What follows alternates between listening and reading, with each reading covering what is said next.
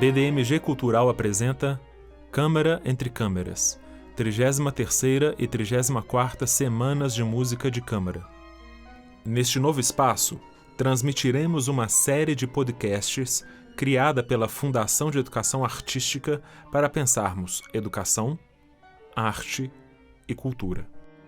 O programa de hoje será apresentado por Paulo Sérgio Malheiros, músico e professor de música de câmara da Universidade do Estado de Minas Gerais. Prezados amigos, eu sou o Paulo Sérgio e iniciamos agora a série de podcasts dentro da programação das 33ª e 34ª Semana de Música de Câmara. Iniciamos com o lançamento do CD A Canção Latino-Americana, cujos intérpretes, o barítono Eládio Pérez Gonzalez e a pianista Berenice Menegali, são merecidamente reconhecidos por sua atuação e inestimável contribuição para a música contemporânea latino-americana. O podcast de hoje constará de 2 momentos. Antes da audição de algumas faixas selecionadas desse belíssimo repertório, teremos uma conversa com o produtor do CD, Francisco César, com a pianista Berenice Menegali e com Cristina Guimarães, a coordenadora das Semanas de Música de Câmara. Começaremos com Cristina. Cristina, quais as particularidades dessa semana que ocorre em plena pandemia? Tivemos que fazer diversas adaptações, Paulo, nessa edição. Mas, é claro, mantivemos as aulas com os mesmos professores de sempre. Götz Hartmann, da Alemanha, Mirta Herrera, na Itália, e Márcio Carneiro, na Suíça, e também com João Carlos, aqui no Brasil, porém no formato virtual. E mantivemos também a nossa série de concertos, que serão 3 vídeos concertos gravados em nossa sala Sérgio Magnani, com artistas convidados aqui de Belo Horizonte. Infelizmente, tivemos que lançar mão da orquestra experimental, pelo momento atual. Por outro lado, introduzimos essa série de podcasts no intuito de divulgar um repertório específico de música de câmara latino-americana, cujas gravações e cujas partituras fazem parte desse acervo especial aqui da Fundação de Educação Artística. A escolha desse repertório específico constitui uma homenagem desse evento, Semana de Música de Câmara, ao nosso querido professor Eládio Pérez Gonçalves. Olá a todos! Meu nome é Francisco, obrigado pelo convite. Paulo Sérgio, obrigado, Cristina. É um prazer estar aqui com vocês, com a Berenice Menegali. Em um momento especial, né, de lançamento desse CD, tão aguardado, tão querido. Eu queria comentar um pouco sobre o contexto da edição desse CD, né? O CD está sendo lançado agora e a gente produziu ele ao longo deste ano, em meio à pandemia, né? Um momento muito difícil para todos, e especialmente em razão do falecimento do Eládio, né? Que nos deixou no dia 13 de agosto. E esse CD, penso eu, que tem um significado assim, especial em razão dessa partida, mas também com um sentido de registrar, imortalizar a voz assim, única do Eládio, né? Foi para nós todos, né, um motivo de muita emoção, né? E é bom lembrar que esse CD foi produzido de forma totalmente independente, né? Sem patrocínio, sem apoio, com uma produção independente da Fundação de Educação Artística.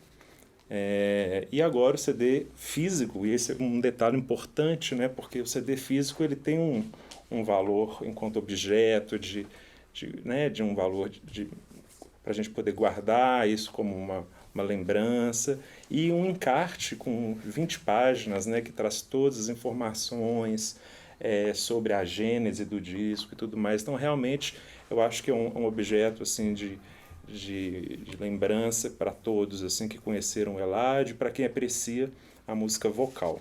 O CD está à venda na Fundação de Educação Artística e também na loja acústica, na Savassi, que as pessoas podem encomendar de qualquer parte do Brasil, receber em casa por correio, pagar por cartão de crédito. Então, quem quiser mais informações é só entrar no site da Fundação, www.feabh.org.br, e lá vai encontrar as informações do disco para compra, para encomenda e tudo mais. Olá, Berenice, bem-vinda. Como vai, Francisco? Muito bem, obrigado pela presença. Berenice, para as pessoas que não puderam conhecer o Eladio Pérez Gonçalves, conte-nos um pouco sobre quem foi o Eladio. Eladio foi uma pessoa muito especial. Era um artista, um grande artista, com uma carreira muito longa,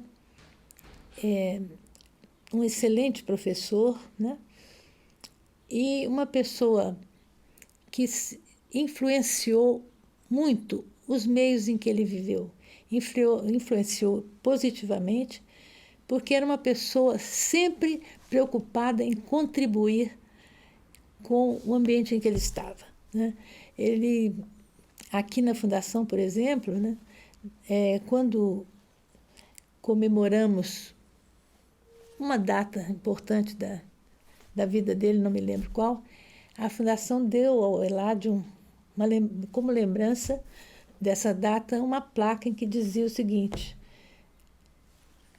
homenagem ao Eladio que ajudou a Fundação a ser o que ela é. Isso é muito verdadeiro, porque, embora não morasse em Belo Horizonte, o Eladio dava a impressão que morava, porque era uma pessoa que nunca se omitia, que estava sempre presente e contribuindo, né? Então, ele trabalhou muito em favor dos compositores brasileiros e muito em favor da música latino-americana, da música contemporânea. Em todos os lugares onde ele trabalhava, vivia, ele deixou uma marca muito grande, muito importante. E, Berenice, o Eladio é paraguaio, né? Nascido no Paraguai, barítono e um entusiasta da música, e me parece que ele foi um importante articulador da música contemporânea do século XX no Brasil. Como é que foi que você conheceu o Eladio? Como é que foi a chegada dele aqui em Minas, em Belo Horizonte? O Eladio tinha sido convidado pelo Carlos Alberto Pinto Fonseca, que era o regente do Coral Ars Nova, né, o célebre coral, para cantar um moteto de Bach aqui. Regeu o Eladio em São Paulo e convidou para vir aqui, e ele não pôde vir porque tinha um compromisso na Europa, me lembro muito bem disso. Então, nós que estávamos na expectativa de conhecê-lo, não o conhecemos nessa época, mas eu o convidei para dar aulas no Festival de Inverno de 1970, por recomendação do cantor Armin Feres, que tinha chegado da Alemanha e a quem eu convidei para isso, para dar aula no festival. O Armin Feres, vou contar uma anedota agora, mas verdadeira. O Armin, que estava acabando de chegar da Europa, disse assim: eu não tenho nenhuma experiência de dar aula, eu não posso aceitar isso, mas eu vou recomendar a você uma pessoa que pode ser que alguém saiba tanto quanto ele, duvido, mas mais do que ele, ninguém sabe de técnica vocal. É o Eladio Pérez Gonçalves. Foi assim que eu procurei o Eladio, e ele veio para o festival. O Carlos Alberto levou o Ars Nova para lá, para ter aulas com ele, e passou a dar aulas. Ele vinha de São Paulo para dar aulas para o Ars Nova, né?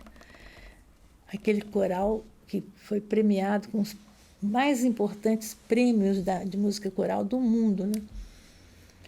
E, com isso, ele começou a dar aula para alguns cantores que queriam ter aulas e começou, então, a vir com regularidade a Belo Horizonte. Mas nesse festival, nesse primeiro festival em Ouro Preto, em 1970, nós já atuamos em duo, uma pequena apresentação, e a partir daí formamos esse duo que sobreviveu até agora.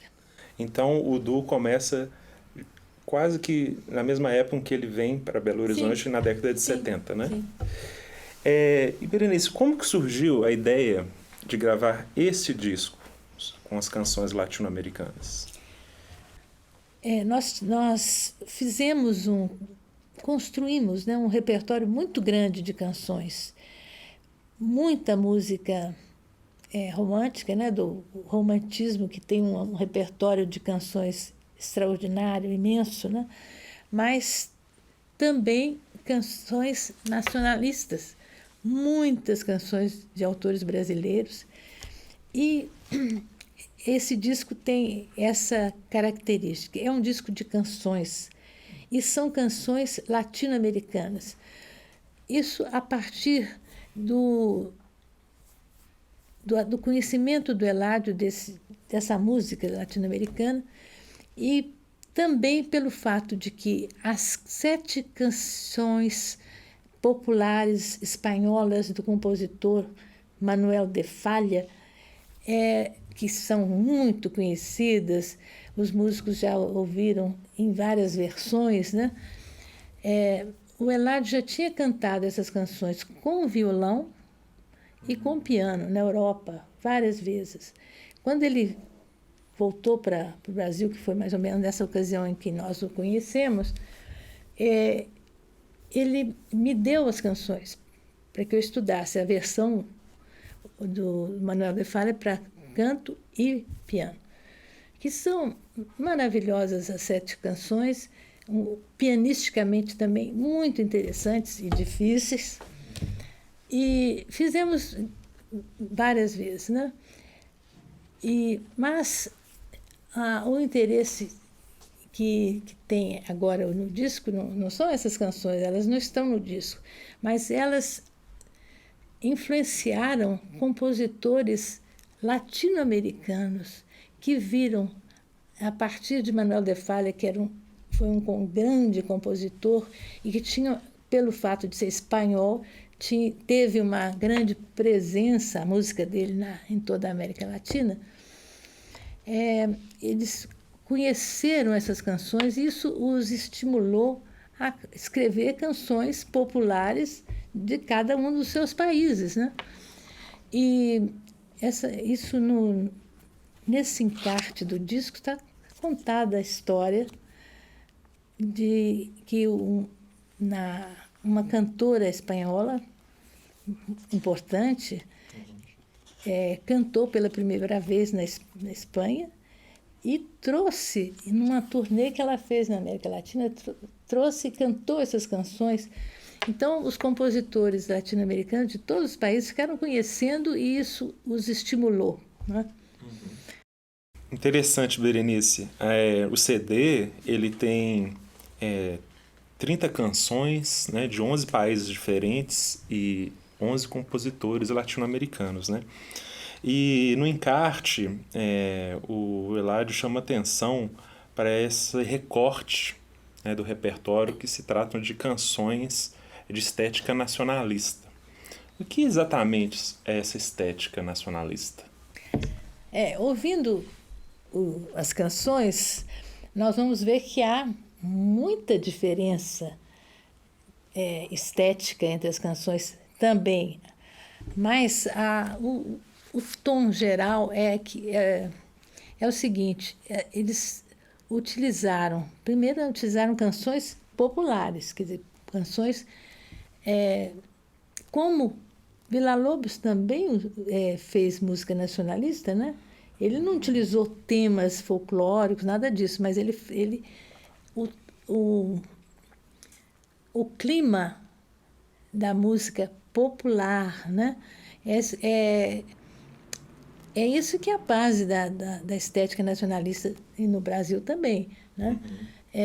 Os compositores utilizam as que chamaram de constâncias, né, da música brasileira, quer dizer, ou ritmicamente ou melodicamente, né? Em alguns casos são temas mesmo folclóricos que usam para produzir uma música de feitio erudito, né? Mas são canções com base popular. Ah, sim.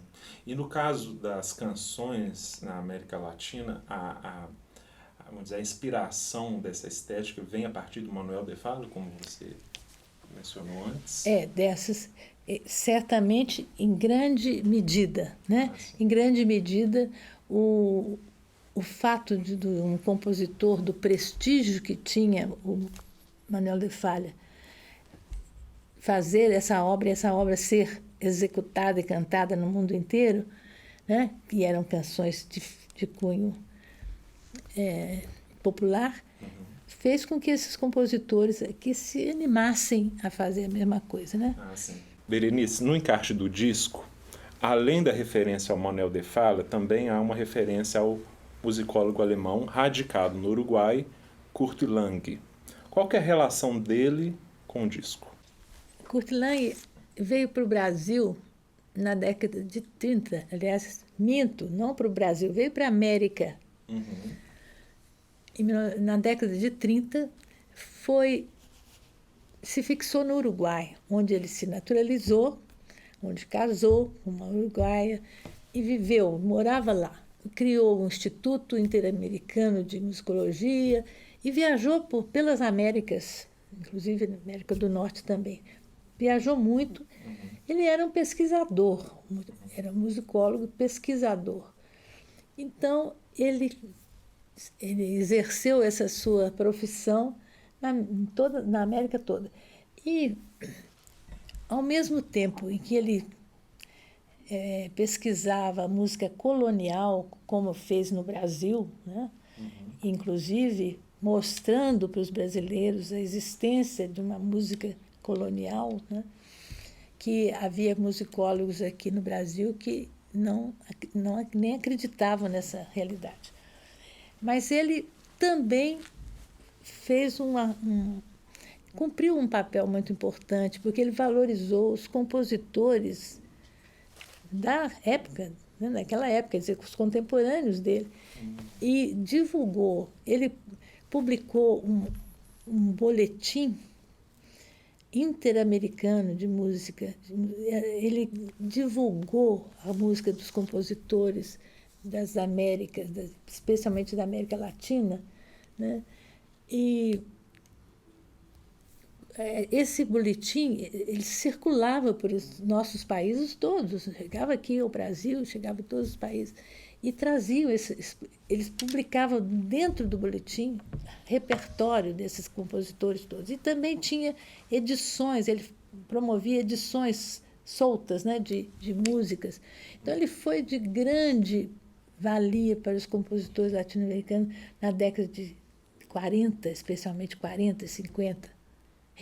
É por isso que o Eladio gostava tanto de lembrar da importância do Kurt Lang na valorização dos compositores da América Latina. Ah, sim. E, Berenice, no disco, nós vemos uma dedicatória especial ao compositor argentino, né, radicado no Brasil, o Rufo Herrera. Qual que é a relação do Rufo com você e o Eladio? Por que essa dedicação especial a ele? Olha, você sabe que o Rufo Herrera conheceu o Eladio antes de nós, em São Paulo. Ele já tinha vindo para o Brasil e estava começando a vida de compositor. Ele era já um bandoneonista, estava começando a vida de compositor.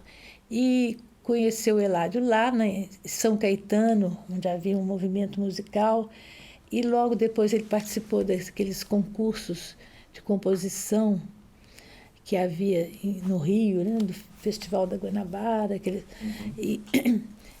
E depois foi para a Bahia, mas o contato com o Eládio ele manteve sempre. Quando o Rufo veio para Belo Horizonte, que foi, se não me engano, em 76, veio também convidado para o Festival de Inverno e encontrou já o Eládio aqui, né, participando dos festivais e dando aula na Fundação, e começou o trabalho dele com oficinas de arte integrada, né, e para educadores musicais no festival. E aqui ele desenvolveu um trabalho. No começo ele vinha e voltava da Bahia, depois se fixou aqui. Felizmente para nós, o Rufo adotou Belo Horizonte também. Ah, que bom. Berenice, e agora uma pergunta que tem um pouco de história da música, assim, em geral.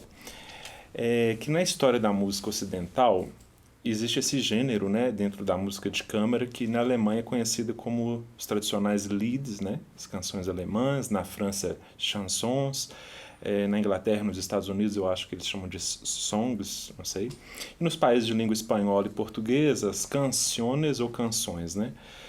Essa é uma tradição que continua presente, ou seja, o que você poderia dizer sobre a evolução desse gênero musical ao longo do século XX,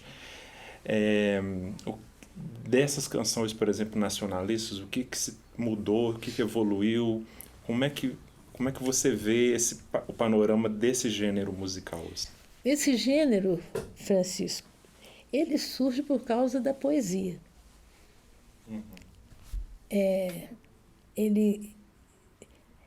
A canção é motivada pelo poema, né?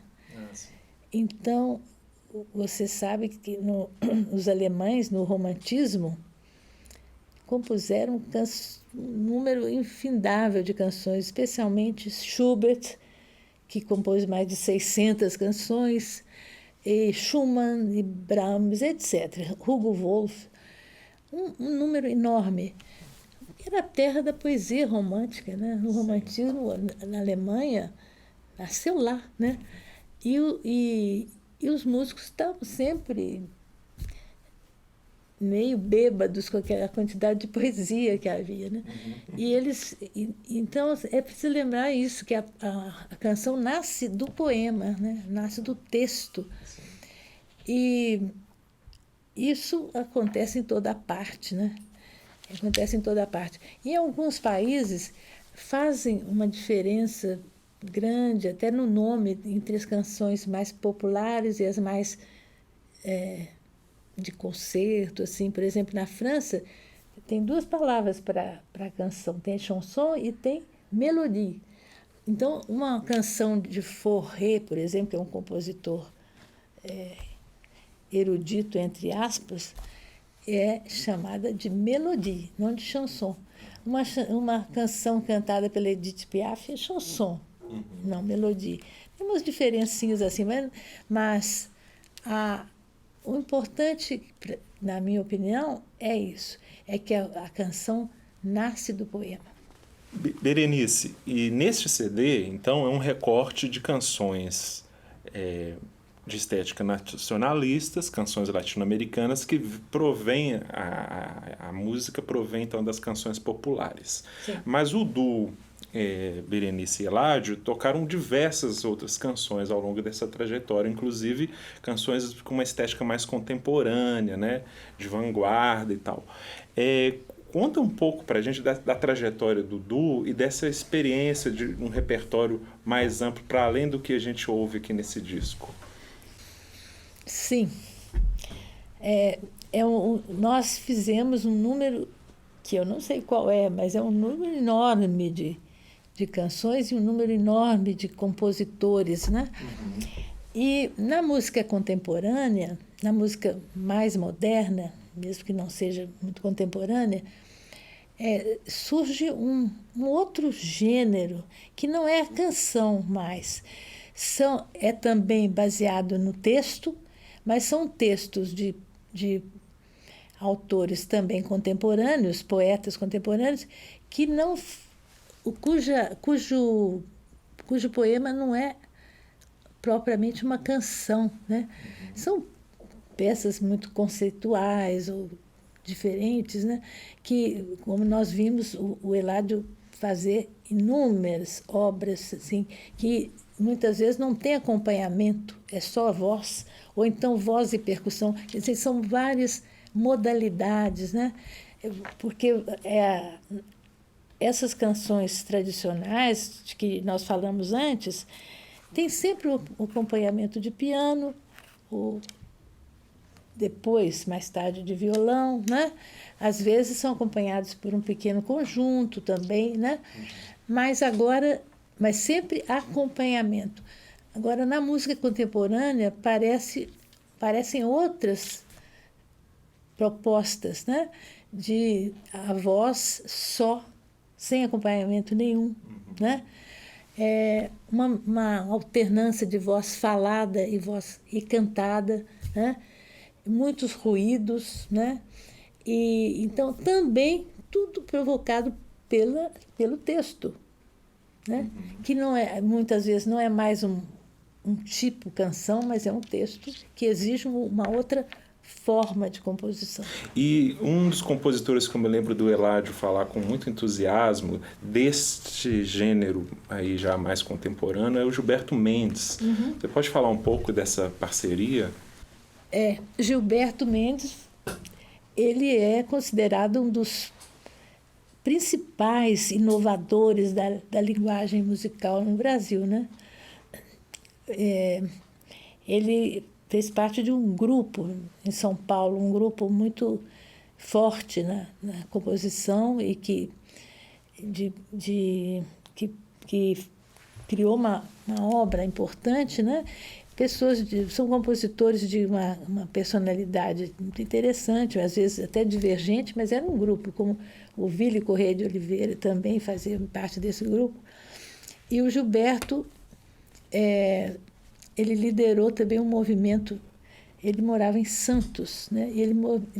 Lá de Santos ele liderou um movimento que se chamava Música Nova, né?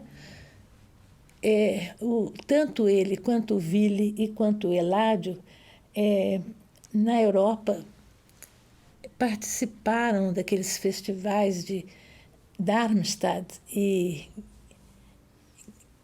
o outro famoso, que não me lembro o nome agora, mas eles fizeram, era que havia de mais novo na Europa, eram esses festivais, esses encontros, né? E eles participaram disso, quer dizer, eles estavam atualizadíssimos, né? E eles criaram, então, esse movimento Música Nova em São Paulo. E o Gilberto liderava isso e fez o Festival Música Nova de Santos, que há muitos anos, né? O Eládio e eu participamos em muitos desses festivais, né? Berenice, para nós que tivemos a sorte e o privilégio de escutá-los, né, ao vivo, tantos concertos seu com o Eládio, para mim, por exemplo, a experiência de ouvir música vocal desses repertórios, praticamente a experiência que eu tive foi com vocês, né, com esse duo. Por que eu sinto que é tão raro encontrar música vocal nas programações de concerto?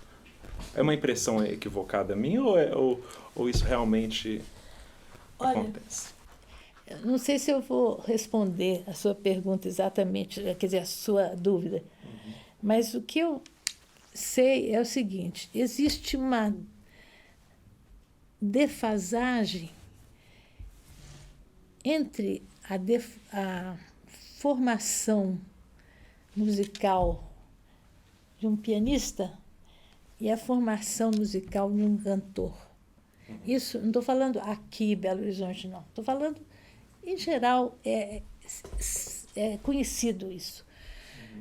Eu atribuo ao seguinte: os pianistas, em geral, começam a tocar piano muito cedo. E os cantores não começam a cantar cedo. Eles começam a cantar, a treinar, procurar um professor de canto Depois de adultos, quando alguém fala assim, você tem uma voz boa, você devia estudar. Ele já está adulto, já não tem mais paciência para estudar música desde o beabá e começa a cantar sem base, sem conhecimento musical. Isso é muito comum. Não digo que seja aqui, quer dizer, aqui em Belo Horizonte nós temos cursos na universidade de canto, tudo já. Eu acredito que isso já tenha mudado, né, o panorama. Mas isso é conhecido em toda parte, não é só aqui no Brasil, não estou falando em geral. Por isso que eu acho que os cantores têm um prejuízo nisso, porque eles são instruídos tarde, e muitas vezes eles já começam a cantar ópera e tal, sem passar por um outro tipo de repertório, né? E são contingências, não é uma necessidade. Berenice, aproveitando que estamos em meio à 33ª e 34ª edição das Semanas de Música de Câmara, eu queria fazer uma pergunta que pode interessar aos pianistas ou estudantes de piano. Porque nesse disco a sua atuação cumpre a função de acompanhadora do cantor, né? Queria que você comentasse um pouco sobre essa função, ou seja, o que você destacaria sobre esse tipo de prática, né? Você acha que essa é uma função que às vezes é menosprezada pelos instrumentistas ou às vezes até negligenciada nas escolas? Como é que você poderia falar? É um pouco disso tudo, né? Eu posso te dizer o seguinte, que o repertório que existe e que nosso duo fez é tão amplo, tão variado, são tantos compositores, tantos gêneros de música, de tantos países, que é uma festa, sabe? Você pode escolher de uma maneira extraordinária. Agora, o papel do acompanhador, isso vale a pena mesmo conversar um pouco a respeito disso.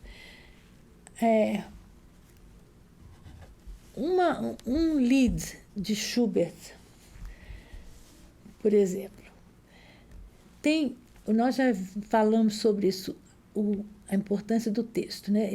Schubert se baseou num texto para criar uma atmosfera, né? Com uma melodia cantada e um acompanhamento que ilustra a música. Não é um acompanhamento qualquer, né? O acompanhamento no piano, ele está perfeitamente unido também ao texto, né? Claro. Tem um célebre Lied de Schubert, que é daquele cavaleiro que está com uma criança nos braços, né? O rei dos elfos, né? Um livro que ele escreveu ainda com 16 anos, maravilhoso, né? Que é uma coisa emocionante, uma maravilha. O texto de Goethe, não é, Paulo? Se não me engano, o texto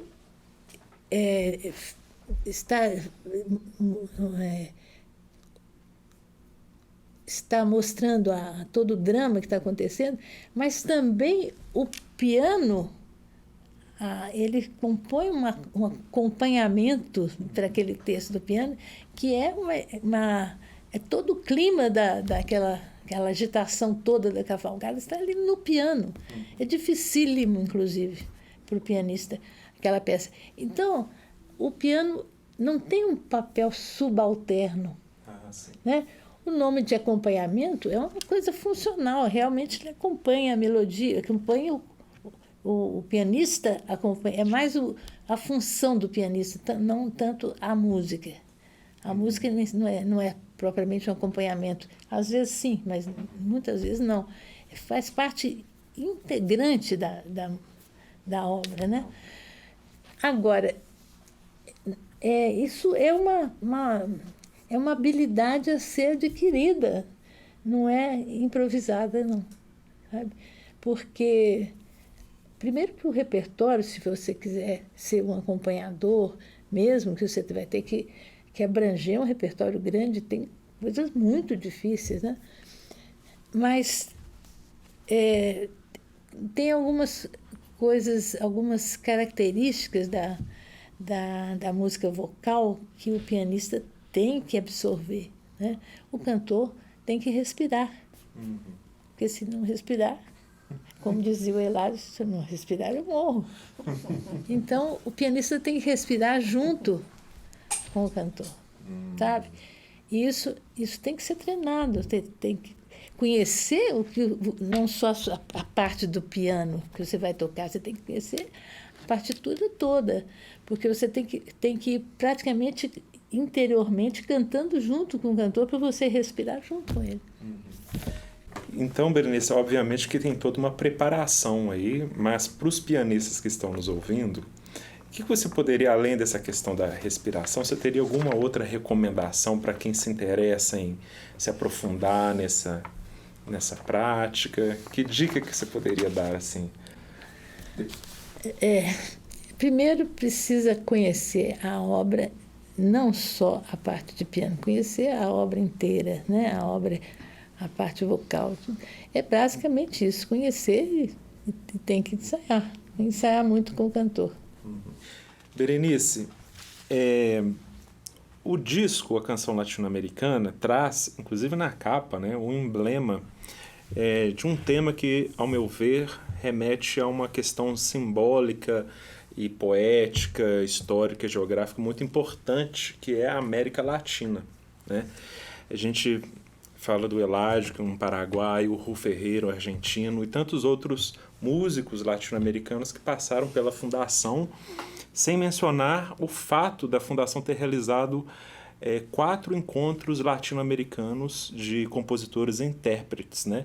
Em 1986, 1988, 1993 e o último que foi em 2002. E aí eu queria te perguntar, porque eu vejo que esse assunto, esse tema de uma integração da América Latina estava muito presente nessa geração dos primeiros festivais de inverno e tudo. E eu queria te perguntar como que você vê essa presença, esse intercâmbio e essa integração da América Latina hoje em dia, na questão da educação, da cultura, sobretudo com relação à criação e à circulação da música de concerto. Francisco, você está levantando uma questão que me preocupa, porque tudo isso que você relatou aí em relação aos encontros, esse movimento que a Fundação começou aqui, né? Para que isso tivesse continuidade, precisaria de um esforço ainda maior do que a gente faz aqui na Fundação para levar à frente os nossos projetos, né? Mas eu acredito que provavelmente nós não tenhamos a possibilidade de continuar da mesma maneira, fazendo esses encontros grandes, como fizemos o último, né? Mas eu acredito e tenho esperança que a gente continue a fazer um trabalho de divulgação e de intercâmbio, mesmo que não seja, como eu disse, em grandes eventos, mas apoiados na questão do nosso acervo, né? E de uma comunicação que hoje está cada vez mais fácil de se fazer, né? Para que essa ideia de unidade, de intercâmbio, morra, né? Porque acontece que o tempo vai passando e muitos daqueles músicos, daqueles compositores que estiveram aqui nos outros encontros que você citou aí, né? O primeiro foi em 86, né? Exato. Muitos deles já morreram. Um que veio num dos primeiros encontros aqui foi o nosso brasileiro Cláudio Santoro, que já morreu há quantos anos, né? E outros, nós acabamos de saber agora que morreu há poucos dias o Leon Biriotti, que era um uruguaio, um compositor uruguaio, que esteve aqui nos nossos encontros, né? E assim, nessa lista de compositores deste CD, só há um vivo. Um dos... Quantos compositores, Chico? 11. 11 compositores. Só há um vivo, que é o equatoriano Gerardo Guevara. Todos os outros já morreram. Então, nós não podemos esperar que a memória deles acabe, né? Nós precisamos movimentar isso. Nós precisamos fazer um esforço. Sim, eu acho que a gente falar desse assunto da América Latina no final da nossa entrevista, eu queria voltar até a figura do Eladio, porque eu acho que eu, sendo de outra geração, percebo que isso é um legado que nos é transmitido. Afinal de contas, o Eladio, nos anos 70, foi essa pessoa que introduziu a música contemporânea aqui em Minas Gerais, que foi uma importante pessoa que articulou isso, né? Todo esse movimento né?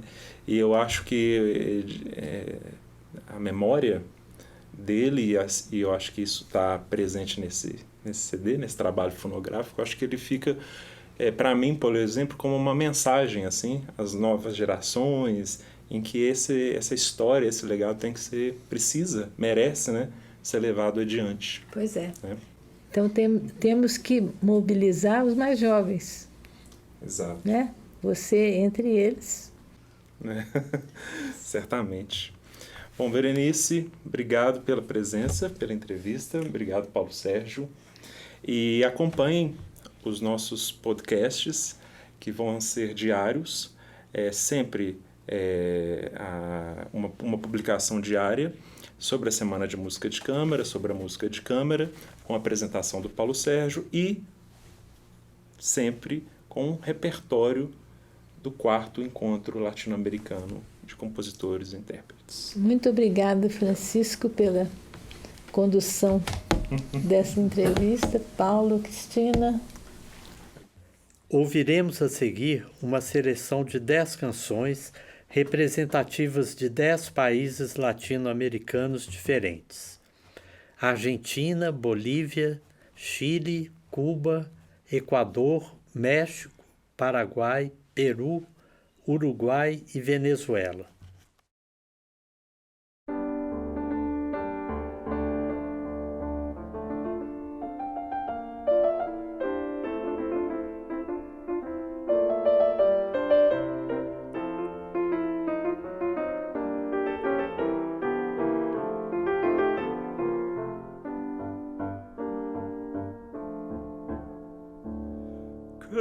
Llorarán las campanas en lo doliente del aire. Si estarán quizá doblando por severa Villafañe, si estarán quizá doblando por severa Villafañe.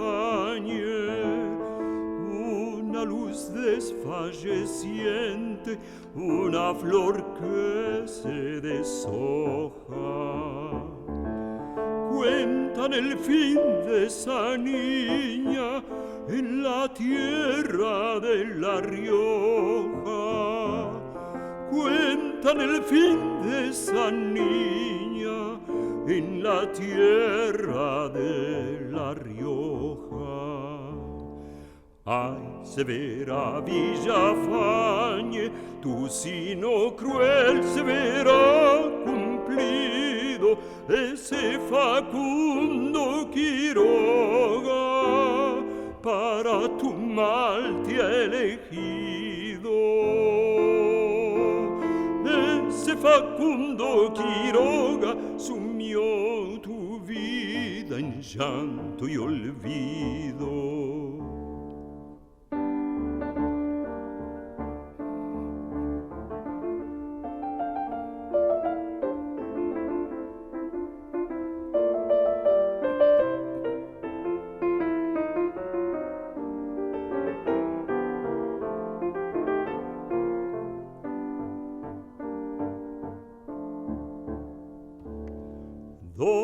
vas triste, severa, donde con tal sentimiento voy camino a Catamarca a guardarme en un convento. Voy camino a Catamarca a guardarme en un convento. Busca su paz la doliente al apartarse del mundo. Sombras le nublan el juicio cuando allí llegó Facundo. Sombras le nublan el juicio cuando allí llegó Facundo.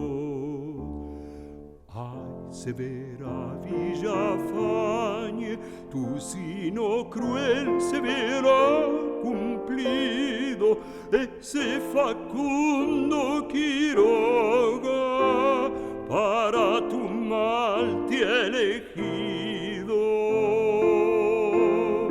Ese Facundo Quiroga sumió tu vida en llanto y olvido.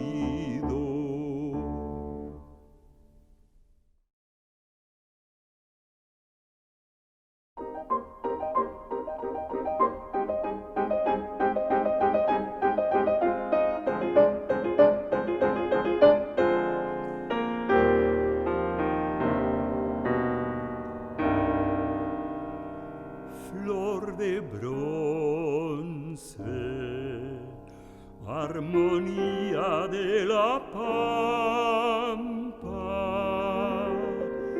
que tienes tu fiesta una vez al año, con la danza del sol en los trigales, con sus campanas, frutas y banderas.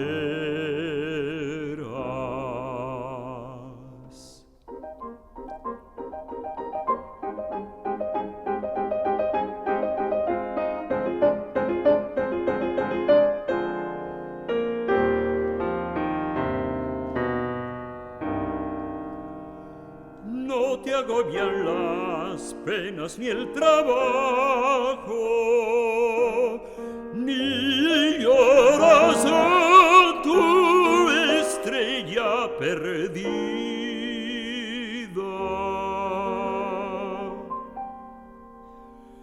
Y siempre serás la huella del misterio.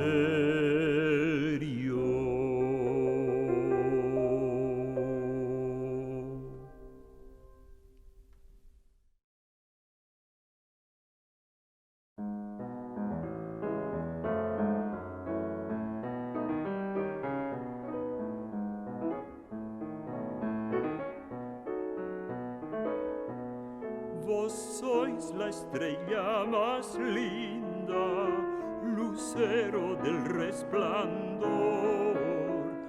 Vos sois la estrella más linda, lucero del resplandor, que con tus hermosos ojos, que con tus hermosos ojos me has robado el corazón.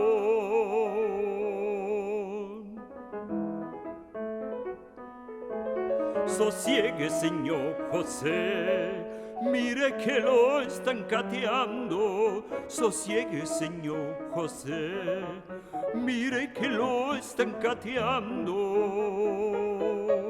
Agáchese para taparlo, agáchese para taparlo. Agáchese, agáchese pues.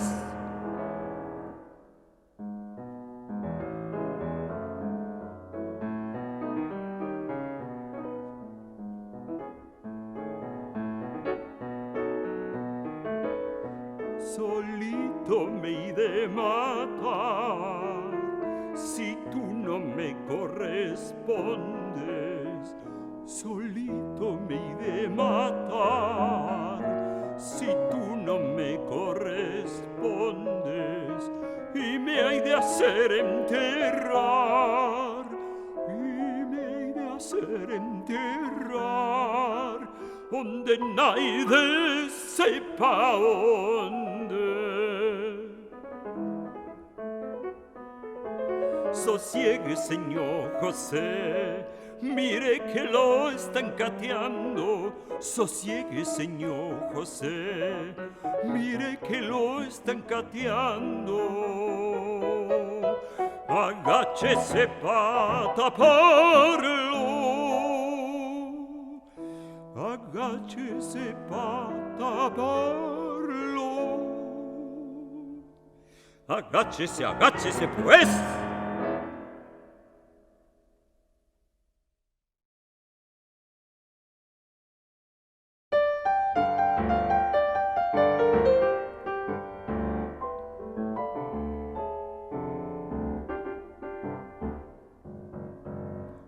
Ayer me dijeron, negro, pa' que me fajara yo, pero el que me lo decía era un negro como yo,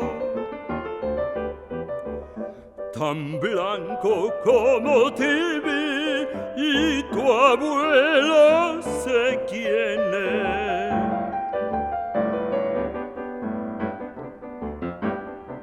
Sácala de la cocina, sácala de la cocina, mamá Inés. Mamá Inés, tú bien lo sabes, mamá Inés, yo bien lo sé. Mamá Inés te llama nieto, mamá Inés.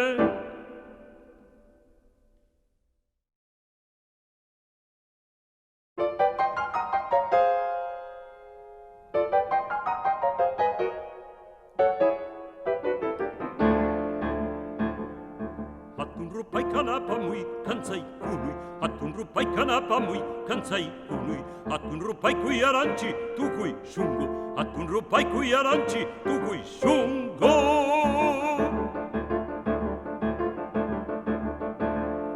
Tarku ranchi alpa, riku ranchi churi, tarku ranchi alpa, riku ranchi churi, taita yuga pach, taita tukui pach. Taita yuka pach, taita tukui pach. Atun rupai kanapa mui kansai kunui, atun rupai kanapa mui kansai kunui, atun rupai kui aranchi tukui shungo, atun rupai kui aranchi tukui shungo.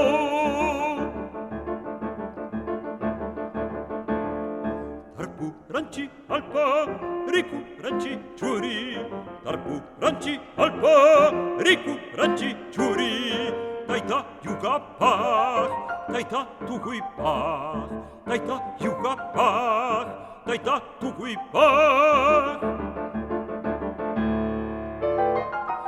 Atun rupai.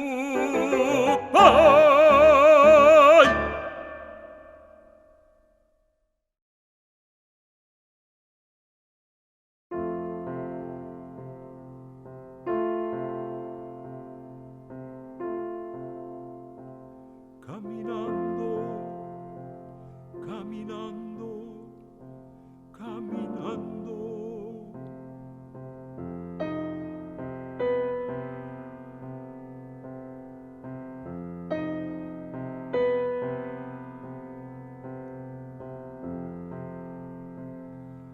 Voy sin rumbo, caminando, caminando.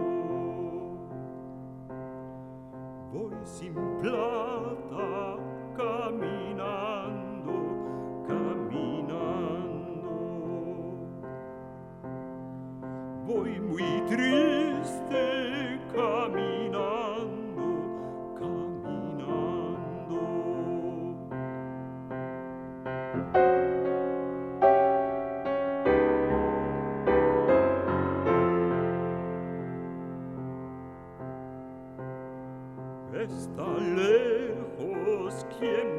espera caminando. Quien me busca está muy lejos caminando. Y ya empeñé mi guitarra caminando.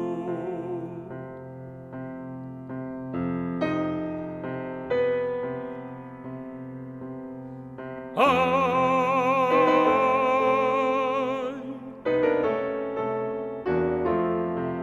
las piernas se ponen duras caminando. Los ojos ven desde lejos caminando. La mano agarra y no suelta caminando.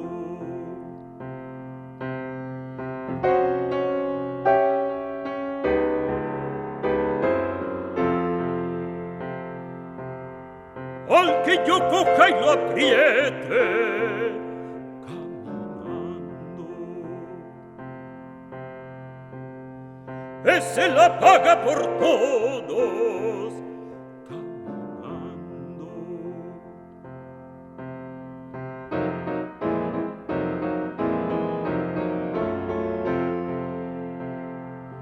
A ese le parto el pescuezo caminando. Y aunque me pida perdón, me lo como y me lo bebo, me lo bebo y me lo como, caminando, caminando, caminando.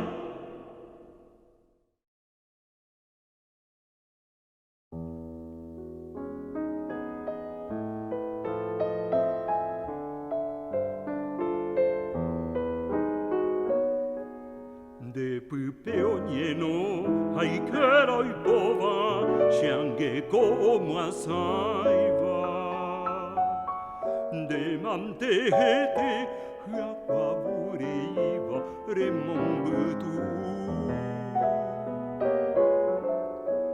renyanyu vangue boiku arurui hai piripiriva. Ai nye au yo seba putu heo henoi bambora uhupuku.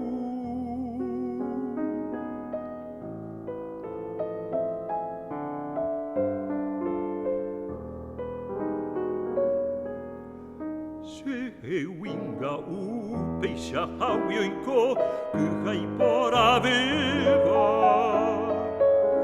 Ikatunyai poro amombutu te sanyea.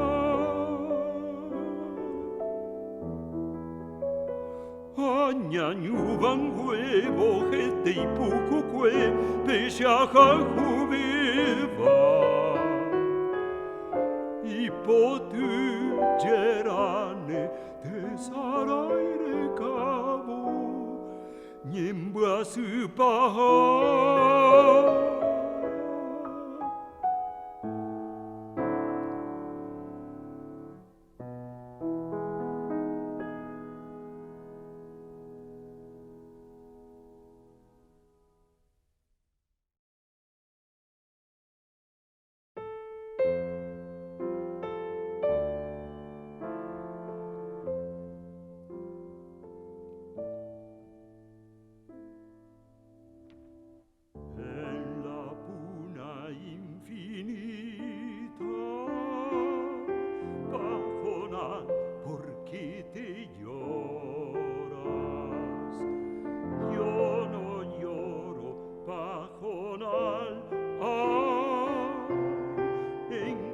Encontrándome tan solo,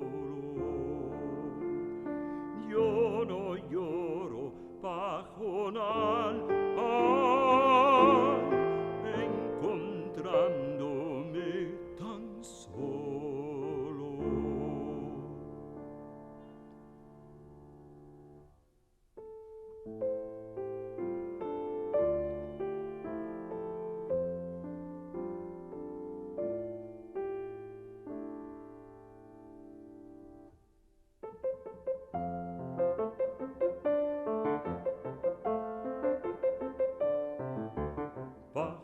¿por qué lloras triste?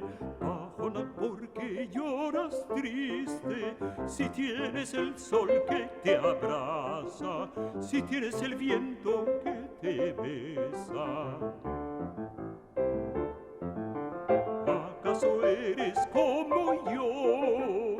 ¿Acaso eres como yo? Solitito en el mundo, sin mamacita ni papito.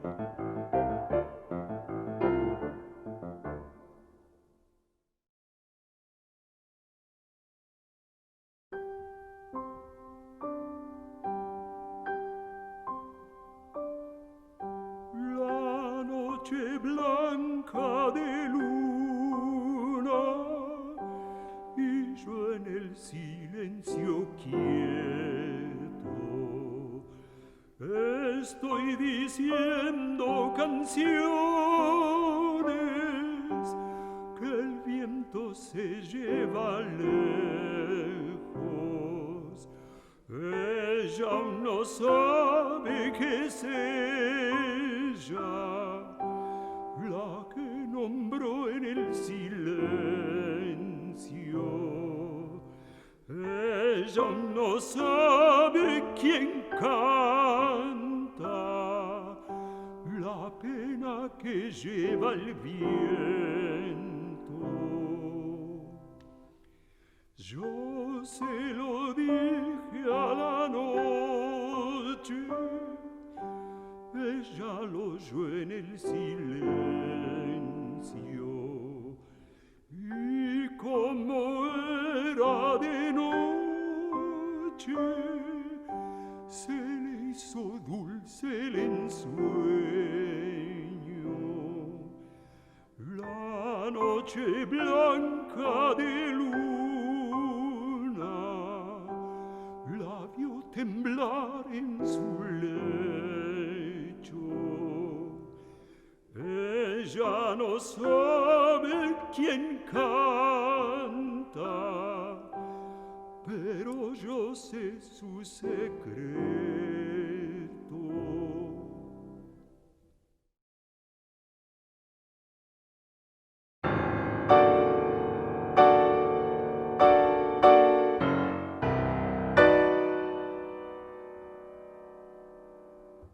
Aquí viene el muerto de Marigüitar, 4 pescadores lo van a enterrar. Aquí viene el muerto de Marigüitar, 4 pescadores lo van a enterrar.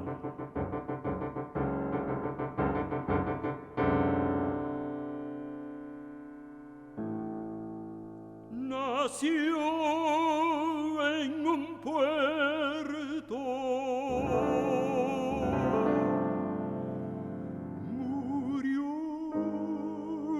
el mar y se llamaba Juan Salazar.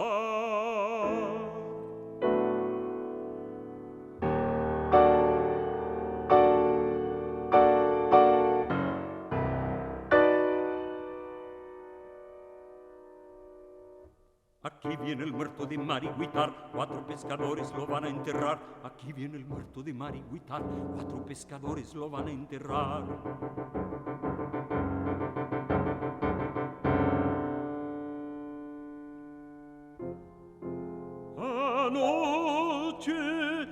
Anoche salió a pescar, cantando anoche se dio a la mar.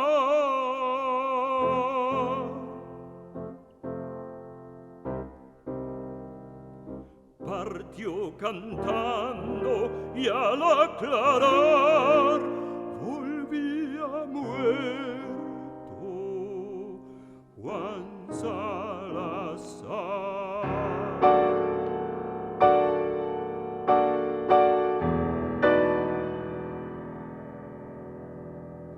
Aquí viene el muerto de Marigüitar, 4 pescadores lo van a enterrar. Aquí viene el muerto de Marigüitar, 4 pescadores lo van a enterrar.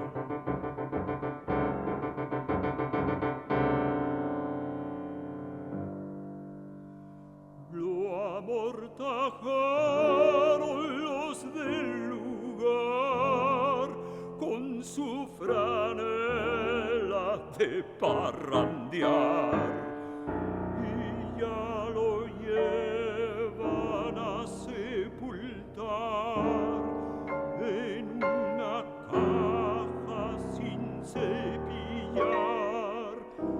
Mudas las gentes lo ven pasar, luego se quedan mirando el mar.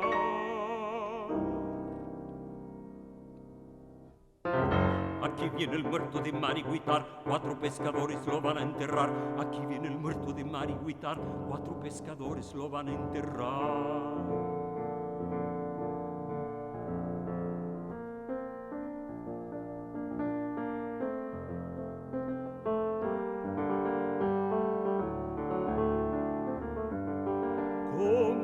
Abrazo sin terminar, quedan los remos en alta mar. Como un abrazo sin terminar, quedan los remos en alta mar. En alta mar, en alta mar.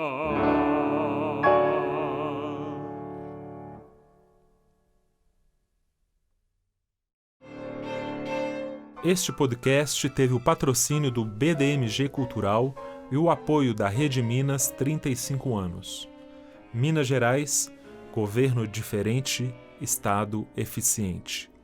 Realização: Fundação de Educação Artística e Associação dos Amigos da Fundação Flama.